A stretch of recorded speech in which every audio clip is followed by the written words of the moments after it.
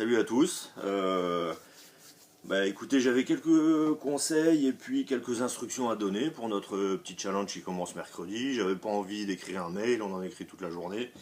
Donc je me suis dit, je vais faire une petite vidéo. Ça va être plus sympa et un peu plus vivant.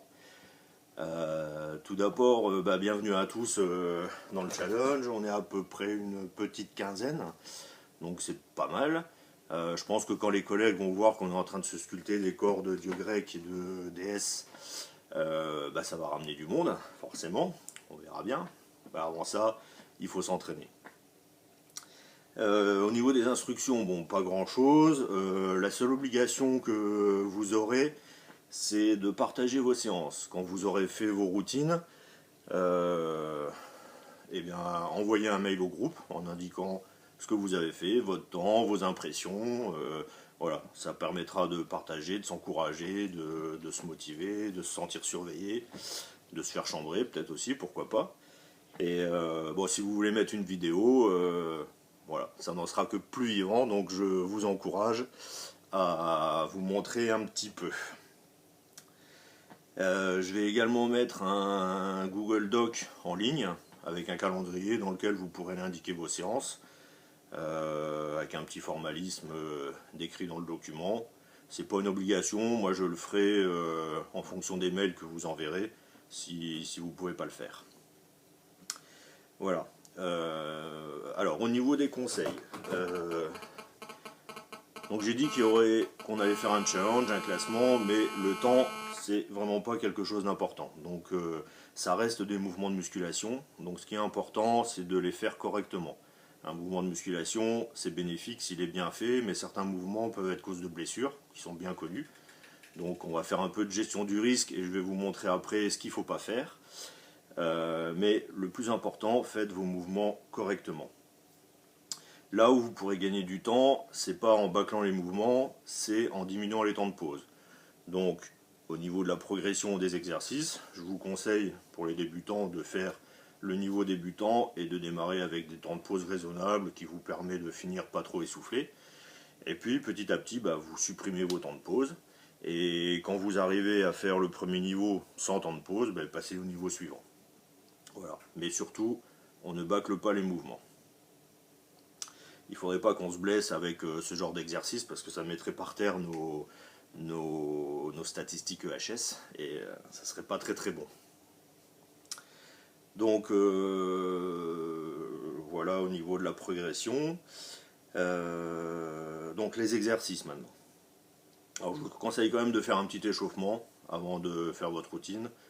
Un peu de saut à la corde, 2-3 pompes, quelques étirements des genoux, du bassin, et puis c'est parti. Il n'y a pas besoin de grand chose. Mais faut pas attaquer ça à froid. Alors les exercices, corde à sauter. Bon, je sais bien que la corde à sauter, ça a l'air d'être un exercice pour les enfants, mais vous allez vite vous rendre compte que c'est pas le cas.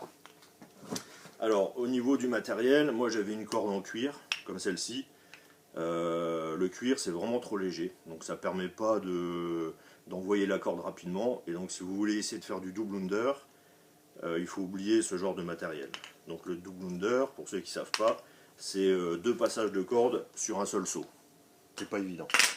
Moi je peux vous conseiller de fabriquer votre corde vous-même. Moi j'ai acheté du câble en acier recouvert d'une gaine en plastique, comme celle-ci, c'est un euro le mètre chez Leroy Merlin. Au bout de cette corde, au bout de ce câble métallique, vous mettez un petit manchon en aluminium que vous serrez avec une pince et vous enfilez tout ça dans la poignée de votre corde Décathlon à quelques euros. Donc voilà, pour pas grand chose, on a une corde professionnelle qui envoie bien. Donc voilà, premier exercice, corde à sauter. Ensuite le squat, thrust et le squat. Alors ça c'est l'exercice le plus critique en termes de source de blessure peut-être.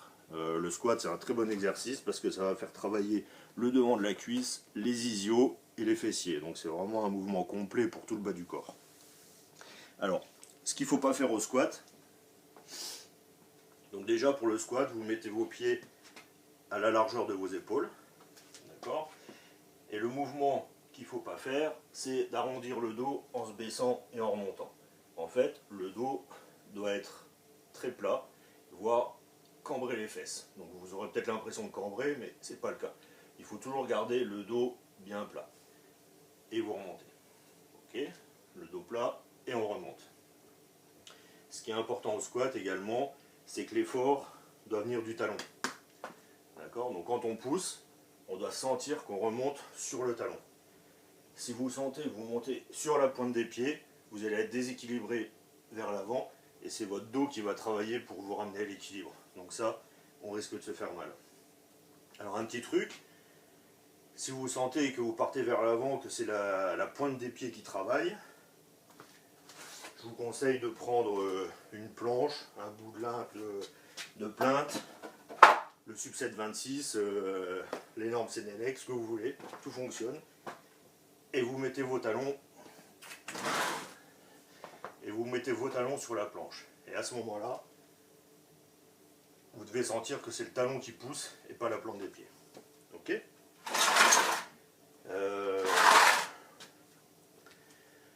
Pour l'amplitude du squat, bon, au début, si vous ne connaissez pas le mouvement, vous pouvez descendre à demi-amplitude, à la verticale. Et bien rapidement, il faudra venir à des amplitudes complètes. Ok. Je monte, amplitude complète, je descends et je remonte. Donc voilà. Alors le squat thrust, les mêmes conseils, sauf que c'est un mouvement qui démarre en position de pompe. Je suis en position de pompe, un ramené du bassin, je pivote sur les talons et je remonte. Je redescends, un ramené de bassin, je pivote sur les talons et je remonte. C'est un peu plus technique, et ça essouffle bien. Ensuite, la planche. Alors la planche, 1 minute, vous pouvez couper votre minute comme vous le désirez, il n'y a pas de souci, mais vous devez en faire 1 minute. Je vous conseille de prendre un petit coussin, une couverture, n'importe quoi, pour ne pas vous faire mal au coude. Et pour la planche, voilà, position de planche, droite, et on ne bouge plus. Et on attend 1 minute. Alors pour les débutants, vous pouvez écarter les jambes, ça sera un peu plus facile. Si vous voulez rendre l'exercice un peu plus difficile, et ben vous serrez les pieds. Ok. Donc ensuite on a les pompes. Bon. Alors pour ceux qui ne savent pas faire de pompes, la solution c'est de faire des pompes à genoux. Donc, vous vous mettez à genoux et vous faites vos pompes à genoux. Moi j'aime pas trop ce type d'exercice parce que ça travaille vraiment pas beaucoup. L'autre solution c'est de prendre une chaise, un tabouret et de faire ces pompes inclinées. Hop. Voilà, ça reste des pompes, c'est un peu plus efficace. Mais ça c'est à vous de voir, tout est accepté. L'essentiel c'est que vous puissiez faire l'exercice. Ensuite le crunch. Alors le crunch, c'est un exercice de base pour les abdominaux. Je remets ma couverture.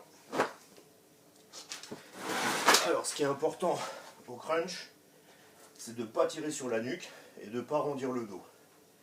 Donc vous vous mettez bien à plat au sol, les jambes en angle droit.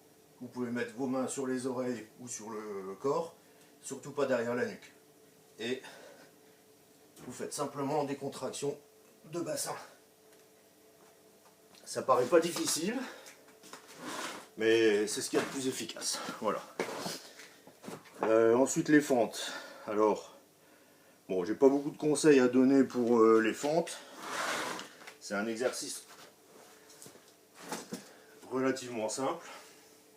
Donc il suffit de faire un pas en avant, ramener un genou à terre et revenir.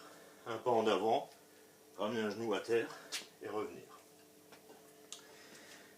Alors c'est pas un exercice compliqué, mais celui-là va être source de courbatures, je pense. Donc méfiez-vous dans les premières séances de ne pas envoyer trop fort sur les fentes. Sinon on va voir le résultat le lendemain et 2 jours après. Ensuite les mollets. Donc là, très simple, vous prenez la planche, une marche d'escalier, ce que vous voulez.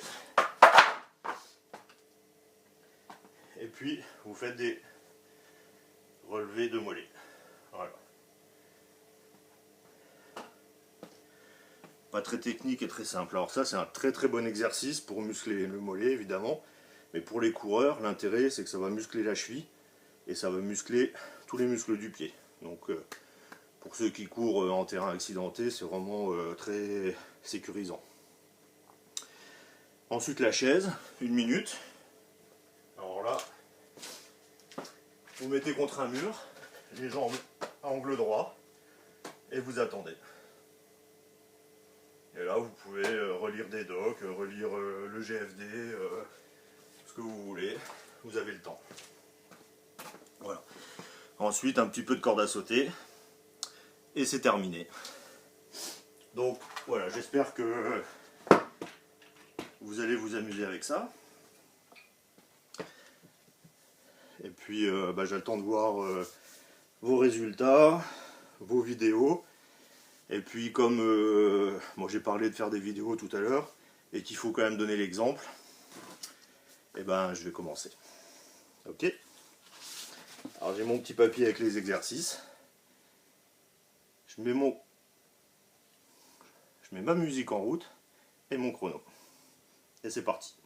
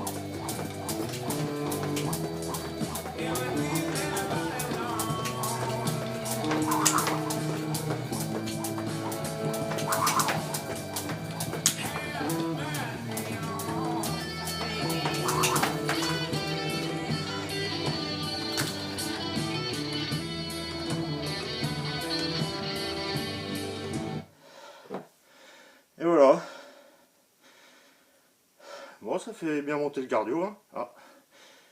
Bon, c'était 7 minutes. 7 minutes 12, ça marche pas. Voilà. 7-12. Un bon petit temps de référence. Voilà, ben maintenant c'est à vous de jouer. Et puis je vous dis à bientôt. Ciao!